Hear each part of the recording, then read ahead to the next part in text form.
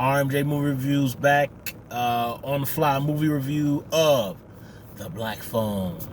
Um, I kind of decided that because there's so many of us YouTubers out here who do like reviews of all these big, huge movies.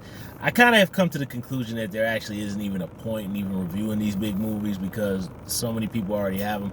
So I just give quick reactions to them, to these bigger films, and kind of more obscure films and films that maybe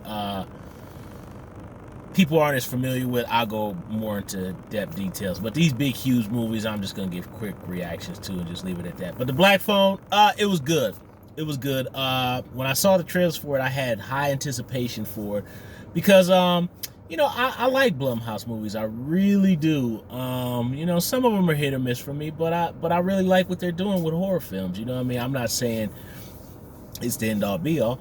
But either way, The Black Phone, after I saw that trailer, and I was really intrigued by the fact that Ethan Hawke, who I know him way back to Explorers, those of us old folks remember Explorers from back in the day. I was intrigued to see him play a villain. He's played villainous roles before, but it was nice to see him really sink his teeth into a character that is absolutely despicable and deplorable. So the film was good. I will say that I was slightly disappointed in the film.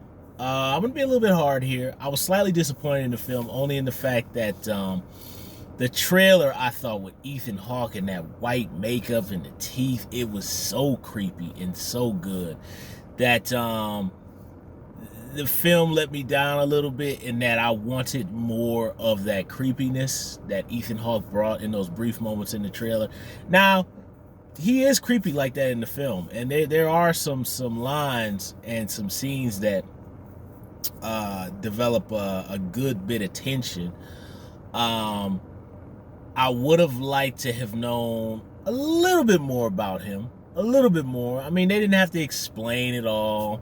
But I would have liked to have known a little bit more about the grabber. But they give you enough to know basically what he's been up to. And you can tell from the dialogue what he's been up to and basically kind of what his MO is. So you get the gist of that. The supernatural angle to the story, I've heard some people say that it was unnecessary. I would agree that the film would have worked fine if it was just like kidnap kid thriller, he's got to escape, it was fun. But the supernatural stuff in it, I was with it, I rolled with it. There is no explanation for it, but that's okay. I didn't really want any, because how do you explain that? But it was very good. I'd probably say the strongest aspects of this film to me are Ethan Hawke as the grabber, which every time he's on screen, he's just creepy. But the 70s setting, they really, I can't say because I was born in 1981, so my only memory is like I can remember as far back as the mid 80s. But there was a lot of layover stuff from the 70s into the 80s, and there were little things in here like things like the carpet or television sets or certain things with pinball machines that I remember that we still kind of had around in the 80s, like when I was a little kid, 5, 6, 7 years old. But the set design of this film and recreating the 70s was absolutely fantastic. It was very, very, very well done, and I love those were my favorite parts of the movie. And of course, movie geeks who make these kind of movies, they always got to put in little nods from that time. And I do enjoy the kids talking about my dad took me to the drive-in to see Texas Chainsaw Massacre, and you see previews for the TV show Emergency. Now, I never actually, I don't even think that show was running by the time I was a little kid. I don't even remember it in reruns. But I do remember seeing little sprinkles of Emergency years and years later on. But it was kind of cool to see those little nods. And I believe his name is Jeremy Davis. Those of us remember him as the coward photographer from Saving Private Ryan. And those of you might even remember him from a movie called Ravenous.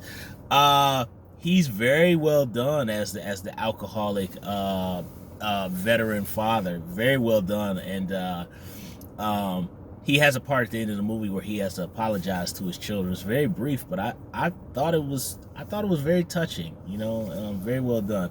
But again, it was good. But I was a little bit disappointed by it. But you know, hey, you know, it's a good time killer. Don't rush out to go see it. All right, RMJ Movie Reviews. I'll holler at y'all soon.